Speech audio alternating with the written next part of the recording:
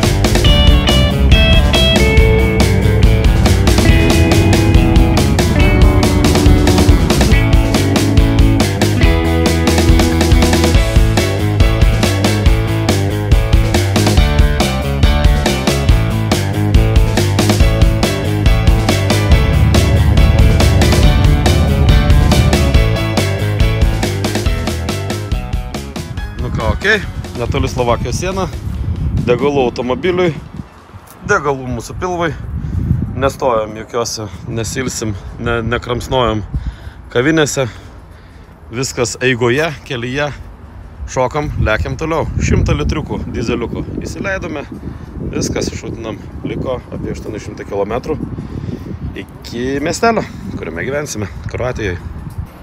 O, geras, kažkur matytas kentas. Kur aš jį mačiau? Gerai nutriedęs. Nuleidai Statoilo sumuštinė, kai šoviau, tai galvoju, malis trūks. Nuleidai dinozaurą jau, ne? Gerai, lekiam. Viskas virinam toliau. Susipakuo dabar čia savo šiukšlynus. Čia mūsų gyvenimas, čia mūsų toks va. Kaip furistai. Drožiam toliau. Lieka Budapeštas. Prasimal per Budapeštą ir nuo ten jau skaityk, jau ranką paduot. Jau Budapeštą sunkiausia turbūt ir bus pravadėti.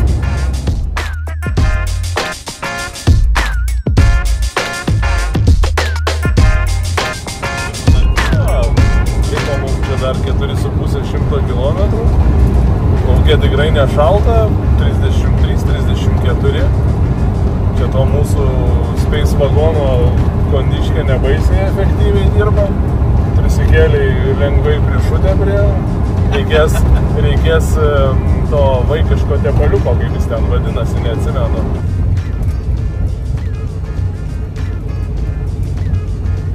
Štai ir Vengrija.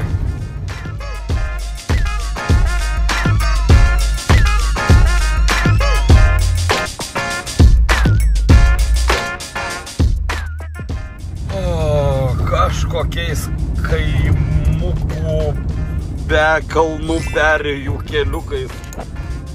Važiuojam į Kroatiją. Liko visai mažai. Panašu, kad didžioji kelionė netrukus turėtų baigti.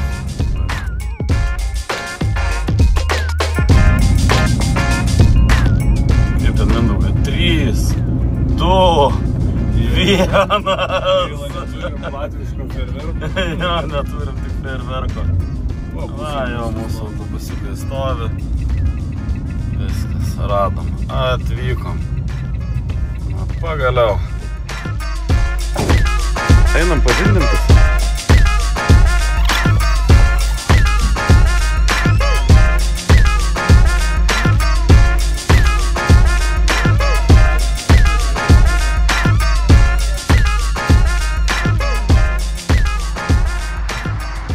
Va taip mes čia gyvenam, įeinam per stoginės garažo duris, mūsų viešbutėlio laiptai. Čia pasivaikščiau smagiai, reikia į viršų į apačią. Čia gyvena visa mūsų kompanija. Visa rinktinė užėmus visą praktiškai viešbutėlį. Kas va čia gyvena, pažiūrėkime. Vai, Brončikai, taigi netvarka pas mus. Tvarkomai tik tai kambarius. Jo, tiesioginė transliacija, viskas. Kambarių čia tvarkytojos atėjo. Room service. Nu, vyriukai, nebuvo šalta miegot, viskas gerai? Ne, biškelį truputėlį, žinai, kaldalas. Taip vėsiai, viskas gerai, taip pasimėva į Deivido, ypatingai pakius pažiūrėjus, va taip.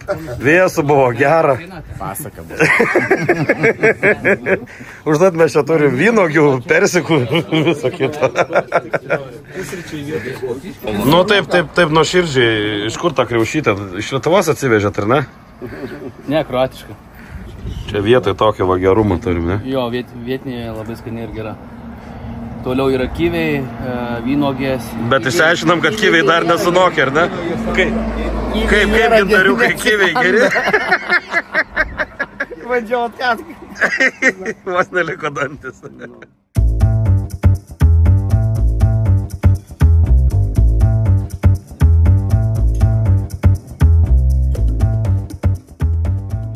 Neaišku, kur mes stovėsim, ar krašte, ar centre, bet ką parodė treniruotė, kad vis dėlto šėrimas ten 100 ir daugiau, gaudimas 120 ir daugiau.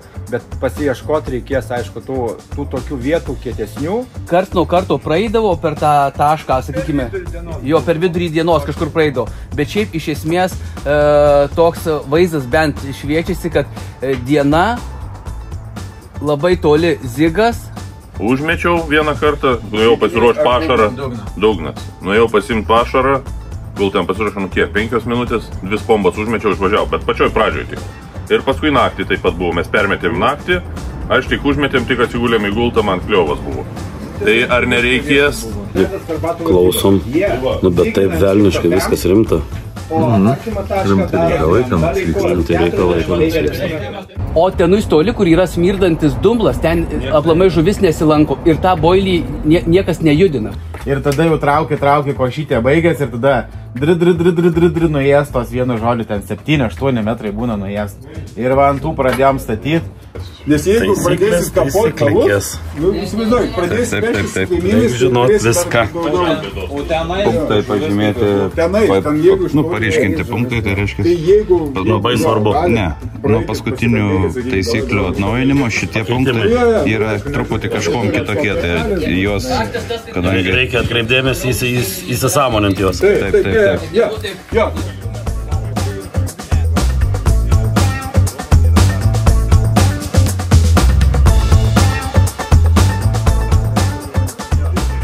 Ir be galo svarbus epizodas. Vyrai ruošiasi balsuoti, kasgi trauks burtus. Kas atliks tą labai be galo svarbią misiją. Ir taip jaučiasi, kad atsakomybę bijo visi prisijimti. Demokratiniu balsavimo būdu. Jo, viskas šalies labui. Na ką, kas už Justą? Kas už Justą, kad Justas trauktų burtus? Kas už Justą? Sabonis, Paulius, brolis. Pažiūrėkit, Justą, pažiūrėkit. Justai, nu dabar tu jau žiūrėk.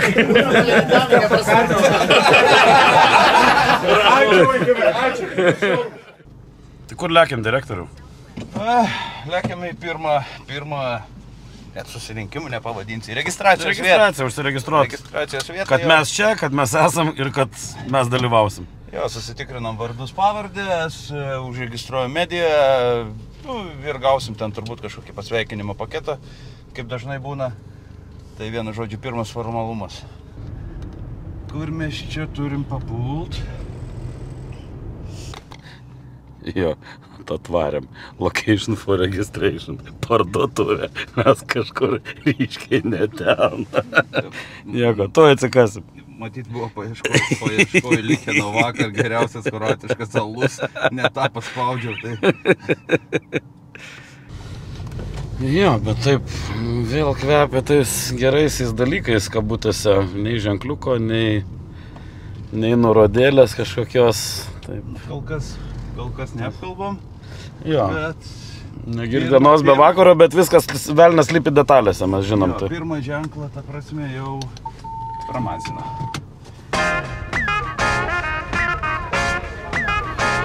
So now, hello. Hello. Hello. Turim Vokietijos komandą. Registracijai dar šiandien visos komandos čia suvažiuos, dar pakankamai anksti 10 prasidėjo, dar tik 20 minučių kaip pradeda registruoti. Tai tikiuosi, kad mes čia ilgai neužtruksim, nes tas formalumas toksai. Pasakyt, kad mes čia esam, padėt parašiuką, gauti welcome starter paką ir išeit per duris. Jo, sutikrint vardus pavardės dar komandos sudėty ir ten kiek žmonių bus už atidarėme, uždarėme ten, kad jie žinotų, kiek paruošti visų techninių reikalų, kiek lėkščių, kiek stiklinių ir taip toliau. Bet žiūrėk, gerai pasitinka čia mus. Va, pažiūrėkit, va. Prašom. Jokių problemų. Kaip ten iš ryto. Ir stikliukas. Gyvenimas prasideda nuo 50.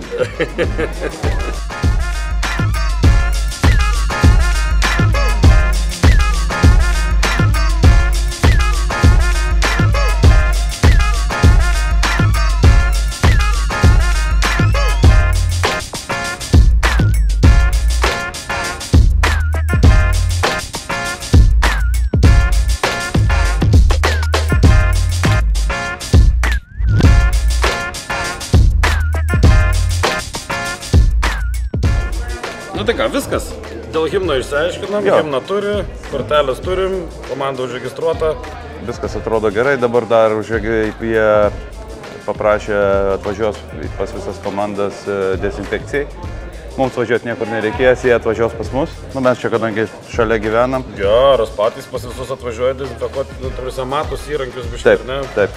Laikymo maišus, visą kitą. Tai mes turėsim dabar grįžę išsitraukti viską, tai tokia, sakykime, naujiena. Mes žinom, kad Kroatijoje telkiniuose kai kur vaikšto ten įvairios lygos. Nu tai ką, viskas, lėkiam namo, ruošimės dezinfekcijoms ir ko gero lėksim prie vandens telkinių pasidaryti, parodyti ir pasižiūrėti patys ir žiūrovams parodyti. Taip. Viskas, šutinam.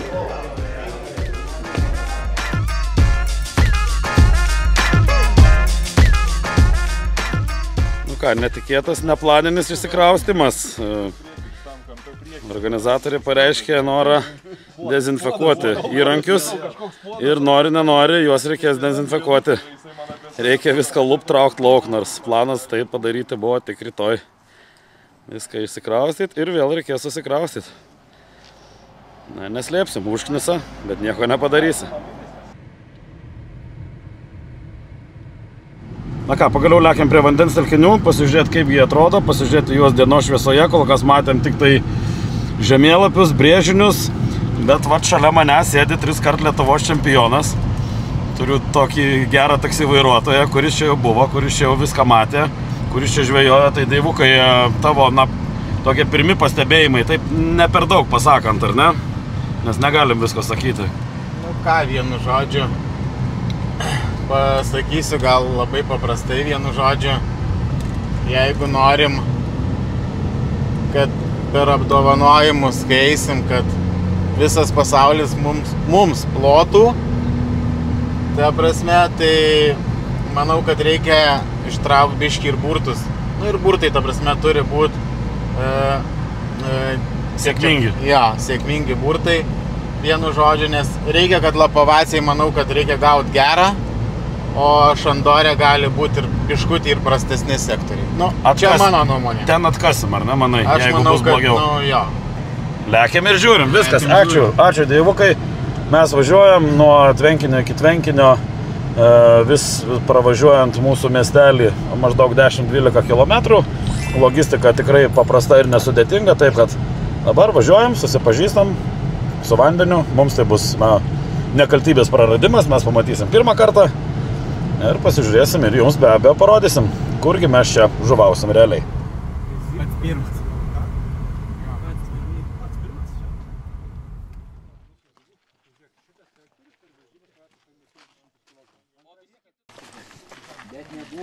Ką lekiam, bėgam. Visa rinktinė ant Lapovac užtvankos kranto.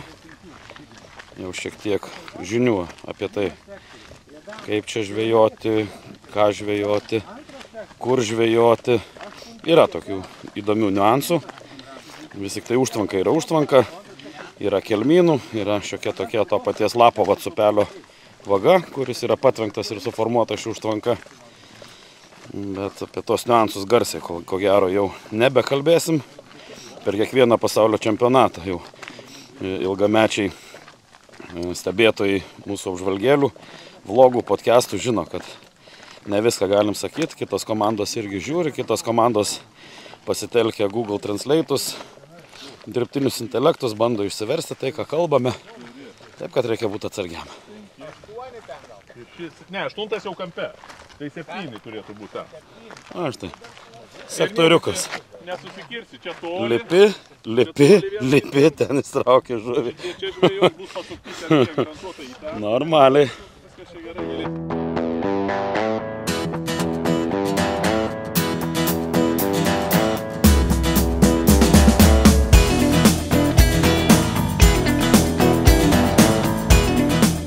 Puikiai viskas. Oras geras, nešalta. Jau ką nešalta, tai tikrai nešalta, ar ne? Pasidegysim nors jau. O kai bus, tai bus. Gerai, čia viskas. Viskas bus puikiai, net nebejoju. Įdomus formatas, ar ne? Įdomus, per labai. 2 telkinukus. Jo, pirmą kartą, kiek aš važiuoju, nebuvo per 2. Tikrai bus įdomu. Bus viskas nuo burtų. Tikrai bus sunkių sektorių, labai sunkių bus. Ja. Bet bus į gerų. Ko gero sunkiausia vis tik tai bus Šandoras tvenkinyje, ar ne? Nu, nežinau. Sunku atsakyti dar. Aš galvoju, kad šitas kraštas va čia Lapovačio bus labai sunkus. Nu, mes kaip darėm trefkę, tikrai bus labai sunkus. Jeigu čia, aš iš 15 komandų, jeigu galvoju, pusę pagaus, bus gerai. Netgi šitaip? Aš taip galvoju. O. Nu, aš taip prognozuoju. Nebus čia tonažų, ne? Ne. O ten gale, kitam jau bus ten žuvies daug. Supratau. O, čia dar va, paskutinis zonas. Šitas įdomus. Kraštinis. Jo, šitas bus gal ir geras. Ir vėl matom skardžiai po 2,5 metro. Jo, ištrauksime, kaip jis kur padėti žuvį pasverimui. Klausimų atsiranda ir lygioje vietoje. Jo, na jau čia tokia natūrali praktika, kad krantai labai aukšti. Padarytas tokios sankasos, svimai šiek tiek sutvirtinti. Nusileidimukai tokie padaryti prie vandens. Na, tokiu būdu čia teks žvejoti. Ir jokio pavėsiuko. O dabar ant saulės tikrai kokie 35 ko gero laipsniai. Jūs žvejot? Čia dar nežvejojot? Mes ten žvejojom, va ten to kampo, va ten. Aha. O jie žvejojo va ten, dar toliau. O čia per vidurį žinai. Aš žinau šitas. Man jie simpatiški, bet dėl žuvies, matai kaip sakau, jūs tas saulės. Jo, sakau, dėl žuvies nelabai. Ten va tam gale, kur mes buvom, atrodo taip tobula viskas. O kas? Pati Lapovac užtvanka nėra labai sena, sąlyginai jinai ganėtinai jauna, pastatyta užtvanka patvenkus Lapovac upelį 93 metais.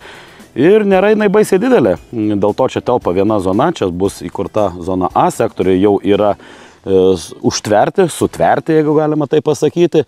Ir pati užtvanka 50 hektarų, jeigu nemeluoja Wikipedija. Žuvies čia yra tikrai daug. Vienur jos pasiskirstimas yra didesnis, kitur mažesnis. Varžybos be abejo viską parodys. Na ir man už nugaros yra ta vadinama plačioji dalis, kur yra plačiausia. Štai vat, matote šiuo metu žemėlapį, schemą, kaip viskas atrodo ir kaip čia yra išdėstyti sektoriai. Tai plačiojoje dalyje sektoriai bus tiek viename, tiek kitame krante. O siaurėjant užtvankai, ten jau bus gaudama tik iš vieno kranto ir bus metama. Ko gero, aš taip įtariu, kad ištiks žvejus kito kranto sindromas ir bus metama į priešingą pusę. Po treniruotės sportininkai minėjo, kad čia yra atitinkamos kliuvinių zonos, nenuostabu, tai yra užtvanka, buvo kažkokie krūmynai, miškeliai galbūt, kažkokia augmenija, ji yra po vandeniu, be abejo, ten šalia kažkur tai trinasi ir žuvis, čia yra ir upelio vaga, taip kad prisirišimui vietų yra, svarbiausia, kad tą žuvį pavyktų įveikti ir užkibusią ją ištraukti. Tai tiek apie Lapovas užtvanką, o dabar keliamės už 12 maždaug kilometrų į Šandoro tvenkinį. Va ten irgi reikalų ministerija.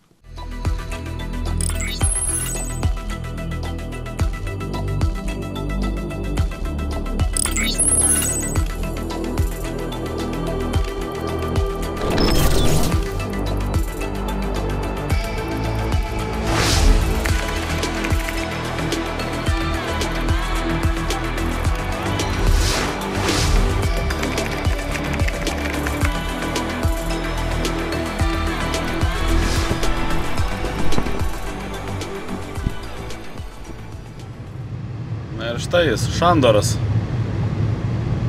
Dešinėje pylimas ir už jo B ir C zonos.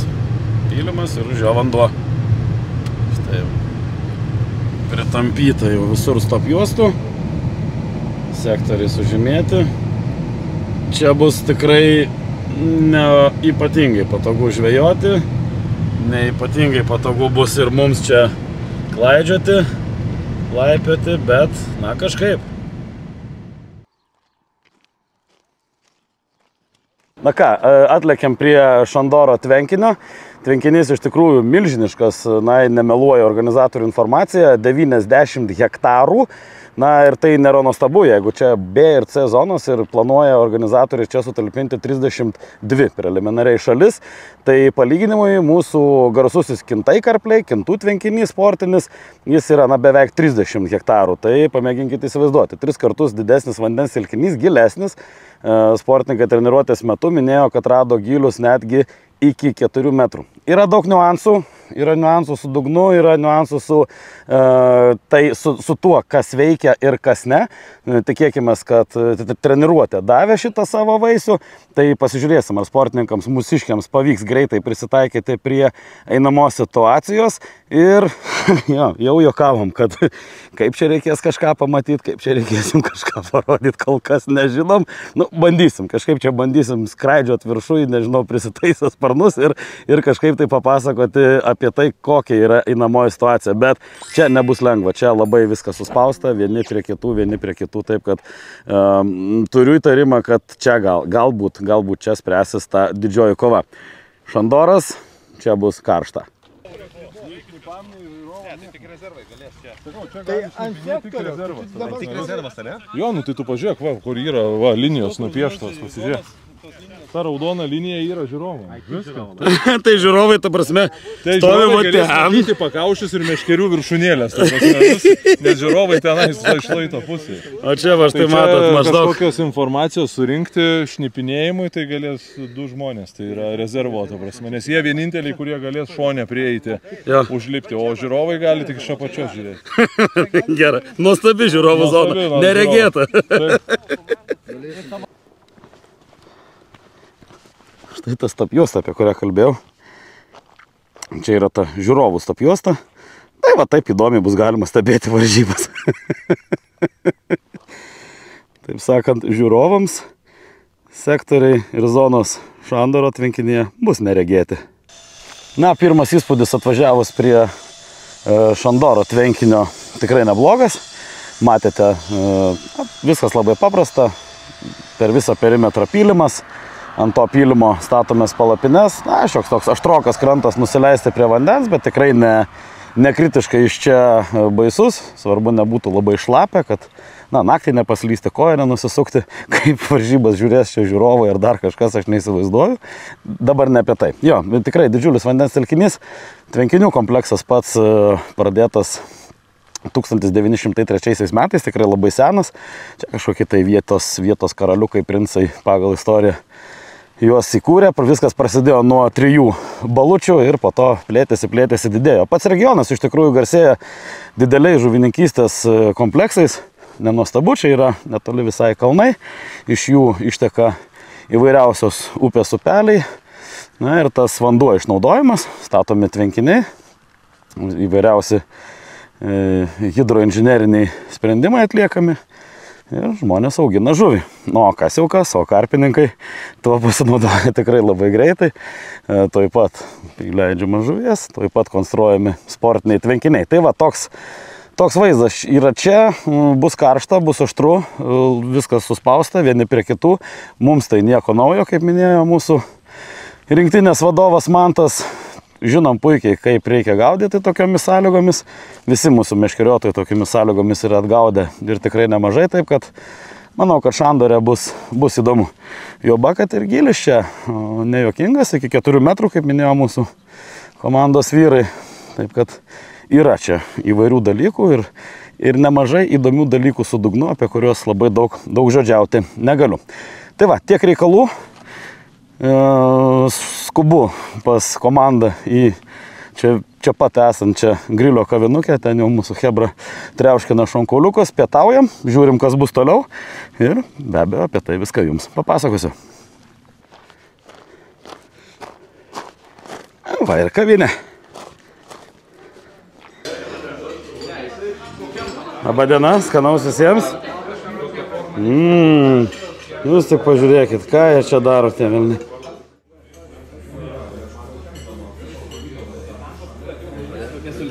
Ulala, pažiūrėkit. Ulala. Normaliai čia šeria šitoj šeriklai.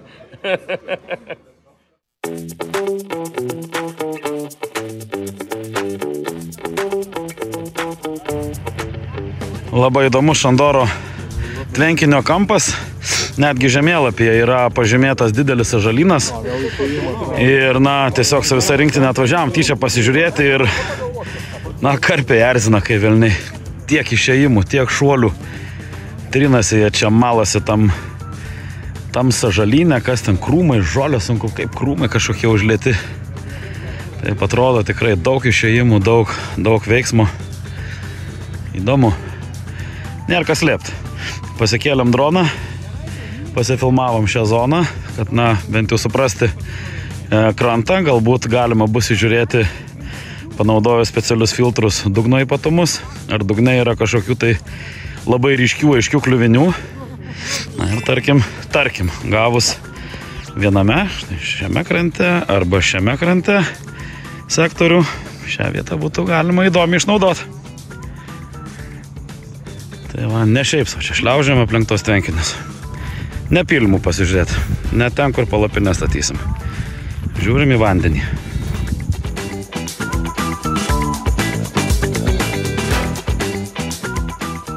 Na tai štai, tiek šiandien. Tikimės jūsų dėmesio ir rytoj. Informacijos srautą pamažu vis didinsim.